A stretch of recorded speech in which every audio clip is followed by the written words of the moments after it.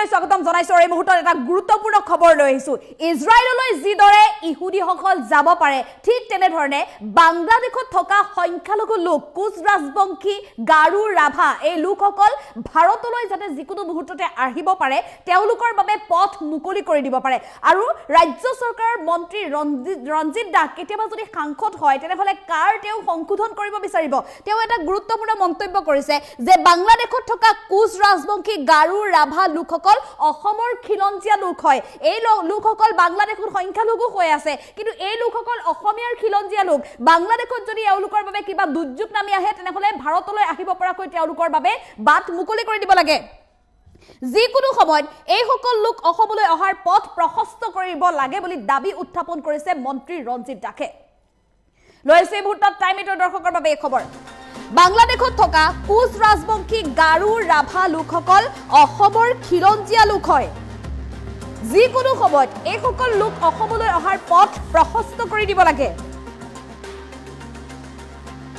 বাংলাদেশত থকা কুচ ৰাজবংশী গাৰু ৰাভা এই লোকসকল অসমৰ খিলঞ্জীয়া লোক হয় গতিকে এই লোকসকলক অসমলৈ অহাৰ পথ মুকলি কৰি দিব লাগে এই সকল আমাৰ পূৰ্বৰ অখণ্ড ভাৰতৰ খিলঞ্জীয়া মানুহ হয় ইজৰাইলত যিদৰে ইহুদীসকল যাব পাৰে ঠিক তেনেধৰণে ভাৰততো এই সুবিধা কৰিব লাগে ভাৰতলৈও এই বাংলাদেশৰ খিলঞ্জীয়া লোকসকল সংখ্যালঘু লোকসকল আহিবলৈ দিব লাগে বাংলাদেশত থকা কুচ ৰাজবংশী ৰাভা গাৰুসকলে সংকট কালত অনাদি অনন্ত কাললৈ আহি থাকিব পাৰে বুলি প্ৰয়োজন বোধ কৰে কাইলৈ যদি বাংলাদেশত দুৰ্যোগ আহে গাৰু ৰাভা কুচ ৰাজবংশী লোকসকল ক'ত যাব মই সাংসদৰ দায়িত্ব পালে কাখনো সংশোধন কৰাৰ কথা কম ডি ভোটাৰ সন্দৰ্ভত মত পোষণ কৰিবলৈ গৈ এই মন্তব্য কৰিছে মন্ত্ৰী ৰঞ্জিত দাসে আমি পুনৰ জনাইছো এটা ডাঙৰ খবৰ আজি ৰাজ্য চৰকাৰ মন্ত্ৰী ৰঞ্জিত কুমাৰ দাসে এটা ডাঙৰ মন্তব্য কৰিছে ডি ভোটাৰৰ সমস্যা সমাধানক লৈ ৰাজ্য চৰকাৰে যি মন্তব্য কৰিছে সেই প্ৰসংগ উত্থাপন কৰি ৰাজ্য চৰকাৰৰ মন্ত্ৰী ৰঞ্জিত কুমাৰ দাসে কৈছে যে বাংলাদেশত এতিয়া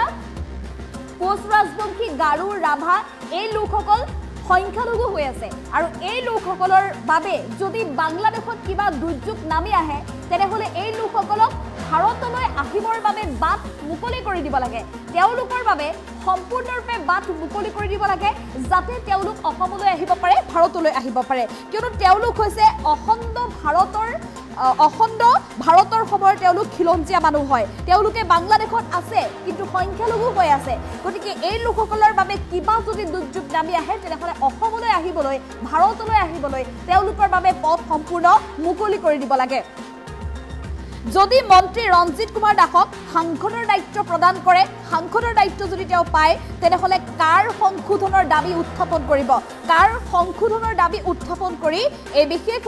সিদ্ধান্তৰ কথা তেওঁ দাবী কৰিব বুলি উল্লেখ কৰিছে বাংলাদেশত থকা কুচ ৰাজবংশী গাৰু ৰাভাসকল অখণ্ড ভাৰতবৰ্ষৰ মানুহ হয় খিলঞ্জীয়া মানুহ হয় যিকোনো সময়ত এই সকল লোক অসমলৈ অহাৰ পথ প্ৰশস্ত কৰিব লাগে যিদৰে মধ্যপ্ৰাচ্যৰ উদাহৰণ দি তেওঁ মন্তব্য কৰিছে মধ্যপ্ৰাচ্যত ইজৰাইললৈ যিহেতু ইহুদীসকল যাব পাৰে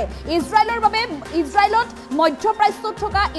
ইহুদীসকলৰ বাবে ইজৰাইলৰ বাবে সম্পূৰ্ণ মুকলি ইহুদীসকলে যেতিয়াই দুৰ্যোগ নামি আহে ইজৰাইললৈ তেওঁলোক যাব পাৰিব কিন্তু তেনে অৱস্থাত ইজৰাইলৰ সেই নীতি এতিয়া অসমতো প্ৰযোজ্য হ'ব লাগে ভাৰততো প্ৰযোজ্য হ'ব লাগে বাংলাদেশত যিসকল সংখ্যালঘু নাগৰিক হিচাপে আছে কুচ ৰাজবংশী আছে গাৰু আছে ৰাভা আছে এই লোকসকল অখণ্ড ভাৰতবৰ্ষৰ মানুহ হয় তেওঁলোক অসমৰ খিলঞ্জীয়া মানুহ হয় গতিকে তেওঁলোকে বাংলাদেশত আছে কিন্তু বাংলাদেশত যেতিয়া তেওঁলোকৰ বাবে দুৰ্যোগ নামি আহিব তেওঁলোক ক'ত যাব যদিহে ভাৰতলৈ অহা বাংলাদেশৰ সেই পথ যদি বন্ধ কৰি দিয়ে বাংলাদেশৰ পৰা নাগৰিক অহাৰ ভাৰতলৈ অহা সেই পথ যদি বন্ধ কৰি দিয়ে তেনেহলে সেই লোকসকল ক'ত যাব গতিকে সম্পূৰ্ণৰূপে এই পথ মুকলি কৰি দিব লাগে যাৰ জৰিয়তে এই লোকসকল যেতিয়াই তেওঁলোকৰ ওপৰত সংকট নামি আহে তেতিয়াই যাতে তেওঁলোকে ভাৰতত প্ৰৱেশ কৰিব পাৰে তেতিয়াই তেওঁলোকে অসমত প্ৰৱেশ কৰিব পাৰে এনেধৰণে এটা মন্তব্য কৰিছে ডি ভোটাৰ সন্দৰ্ভত মন্তব্য কৰিবলৈ গৈ ৰাজ্য চৰকাৰৰ মন্ত্ৰী ৰঞ্জিত কুমাৰ দাসে এই মন্তব্য কৰিছে কেৱল ইমানেই নহয় তেওঁ কৈছে তেওঁক যদি সাংসদৰ দায়িত্ব দিয়া হয় তেনেহলে তেওঁ কাৰ সংশোধন কৰিবলৈ দাবী উত্থাপন কৰিব কাৰ সংশোধনৰ কথা কম বুলি তেওঁ উল্লেখ কৰিছে স্পষ্ট ৰূপত তেওঁ এই কথা উল্লেখ কৰিছে যে মই যদি সাংসদৰ দায়িত্ব পাওঁ কাখনো সংশোধন কৰাৰ কথা কম আৰু এই মন্তব্য হৈছে মন্ত্ৰী ৰঞ্জিত কুমাৰ দাসৰ আমি পুনে মন্ত্ৰী ৰঞ্জিত কুমাৰ দাসৰ সেই মন্তব্য আগবঢ়াবলৈ চেষ্টা কৰিম ডি ভোটাৰৰ ক্ষেত্ৰত আজি আমাৰ কোচ ৰাজবংশী যি মানুহসকল আছে তেওঁলোকৰ নামতো ডি ভোট আছে। আজি বাংলাদেশত যিসমূহ কোচ ৰাজবংশী আছে, যিসকল গাৰো মানুহ আছে, ৰাভা মানুহ আছে, তেওঁলোকো আমাৰ খিলঞ্জীয়া মানুহ। গতিকে আজি সেইসকল যিহেতু ভাৰতীয় নাগৰিক, কাৰণ পূৰ্বৰ আমাৰ যি অখণ্ড ভাৰতবৰ্ষৰ মানুহ সেইসকল, গতিকে আমি যদিও চিএ আজি আইনত পৰিণত হৈছে, মইতো কেতিয়াবা যদি সাংসদৰ দায়িত্ব পাওঁ মইতো চিএখন আৰু সংশোধন কৰাৰ কথা কম। মই এইকাৰণে ক'ম যে আজি অখণ্ড ভাৰতবৰ্ষ পিছত আমাৰ পলিটিকেল এটা লাইন টনাৰ কাৰণে আমি হয়তো ভাৰতবৰ্ষ হ'লগৈ, পাকিস্তান হ'লগৈ, তাৰপিছত আকৌ পাকিস্তান বাংলাদেশ হ'লগৈ। কিন্তু সেই বাংলাদেশতে আজি খিলঞ্জীয়া মূলৰ মানুহসকল আছে, কোচ ৰাজবংশীসকল আছে, গাৰোসকল, ৰাভাসকল আছে। কাইলৈ যদি সেই অঞ্চলত যদি তেওঁলোকৰ কাৰণে যদি দুৰ্যোগ যদি আহে তেতিয়াহ'লে সেইসকল মানুহ ক'ত যাবগৈ? আজি ইজৰাইলত যেনেকুৱাকৈ ইহুদীসকল যাব পাৰে, ঠিক তেনেকুৱাকৈ আমাৰ বাংলাদেশত বসবাস কৰা যিসমূহ কোচ ৰাজবংশী মূলৰে আছে বা ৰাভা মূলৰে আছে বা গাৰো মূলৰে আছে, তেওঁলোকক আচলতে অনাদি অনন্ত কালৰ কাৰণে যেতিয়া তেওঁলোকৰ সুবিধা হয়, যেতিয়া তেওঁলোক সংকটত পৰে, তেতিয়াই তেওঁলোকক আচলতে অহাৰ সুবিধা দিব লাগে। গতিকে আইনত যদিও লিখা হৈছে 2014 চনৰ 31 ডিচেম্বৰ, মই যদি কেতিয়াবা যদি সাংসদৰ যদি দায়িত্ব পাওঁ মইতো সেই আইনখন সংশোধন কৰা প্ৰথম মই দাবী তুলিম। সেইটো হয়, কিন্তু তাৰ বিপৰীতে এইকেইদিন আপোনালোকে বিতং যিহেতু আমাৰ হোম বিভাগে বিতং তথ্য দিয়া নাই, প্ৰতিদিনে পুচবেক হৈ আছে। এই প্ৰতিদিনে যে পুচবেক হৈ আছে সেইটো একমাত্ৰ ডক্টৰ হিমন্ত বিশ্ব শৰ্মা ডাঙৰীয়াৰ নেতৃত্বৰ চৰকাৰতে পুচবেক হৈ আছে, পূৰ্বতে পুচবেক হোৱা নাছিলে। কাৰণ এই পুচবেকবোৰ আমি যেতিয়া কৰিছে, অসম আৰক্ষীয়ে কৰিছে বা BSF কৰিছে, এইটোত আচলতে ডাঙৰ সফলতা। গতিকে ঠিক তেনেকুৱাকৈ চিএৰ সময়ত যি মানে আবেদন কৰিছে, এতিয়া আইনগতভাৱে কিছু জটিলতা আছে, সেই আইনগত জটিলতাখিনি নিশ্চিত ৰূপত আগন্তুক দিনত সমস্যা সমাধান কৰিব লাগিব। ডি ভোটাৰৰ ক্ষেত্ৰত আজি আমাৰ কোচ ৰাজবংশী যি মানুহসকল আছে তেওঁলোকৰ নামতো ডি ভোট আছে। আজি বাংলাদেশত যিসমূহ কোচ ৰাজবংশী আছে, যিসকল গাৰো মানুহ আছে, ৰাভা মানুহ আছে, তেওঁলোকো আমাৰ খিলঞ্জীয়া মানুহ। গতিকে আজি সেইসকল যিহেতু ভাৰতীয় নাগৰিক, কাৰণ পূৰ্বৰ আমাৰ যি অখণ্ড ভাৰতবৰ্ষৰ মানুহ সেইসকল,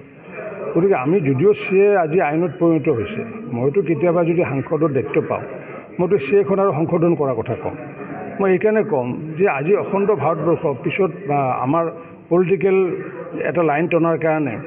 আমি হয়তো ভাৰতবৰ্ষ হ'লগৈ, পাকিস্তান হ'লগৈ, তাৰপিছত আকৌ পাকিস্তান বাংলাদেশ হ'লগৈ। কিন্তু সেই বাংলাদেশতে আজি খিলঞ্জীয়া মূলৰ মানুহসকল আছে, কোচ ৰাজবংশীসকল আছে, গাৰোসকল, ৰাভাসকল আছে। কাইলৈ যদি সেই অঞ্চলত যদি তেওঁলোকৰ কাৰণে যদি দুৰ্যোগ যদি আহে তেতিয়াহ'লে সেইসকল মানুহ ক'ত যাবগৈ? আজি ইজৰাইলত যেনেকুৱাকৈ ইহুদীসকল যাব পাৰে, ঠিক তেনেকুৱাকৈ আমাৰ বাংলাদেশত বসবাস কৰা যিসমূহ কোচ ৰাজবংশী মূলৰে আছে বা ৰাভা মূলৰে আছে বা গাৰো মূলৰে আছে, তেওঁলোকক আচলতে অনাদি অনন্ত কালৰ কাৰণে যেতিয়াই তেওঁলোকৰ সুবিধা হয়, যেতিয়া তেওঁলোক সংকটত পৰে, তেতিয়াই তেওঁলোকক আচলতে অহাৰ সুবিধা দিব লাগে। গতিকে আইনত যদিও লিখা হৈছে 2014 চনৰ 31 ডিচেম্বৰ, মই যদি কেতিয়াবা যদি সাংসদৰ যদি দায়িত্ব পাওঁ মইতো সেই আইনখন সংশোধন কৰা প্ৰথম মই দাবী তুলিম। সেইটো হয়, কিন্তু তাৰ বিপৰীতে এইকেইদিন আপোনালোকে বিতং যিহেতু আমাৰ হোম বিভাগে বিতং তথ্য দিয়া নাই, প্ৰতিদিনে পুচবেক হৈ আছে।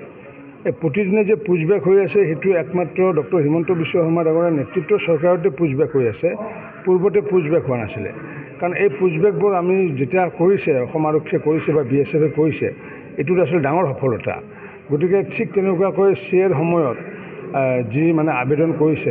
এতিয়া আইনগতভাৱে কিছু জটিলতা আছে, সেই আইনগত জটিলতাখিনি নিশ্চিত ৰূপত আগন্তুক দিনত সমস্যা সমাধান কৰিব লাগিব। ডি ভোটাৰৰ ক্ষেত্ৰত আজি আমাৰ কোচ ৰাজবংশী যি মানুহসকল আছে তেওঁলোকৰ নামতো ডি ভোট আছে।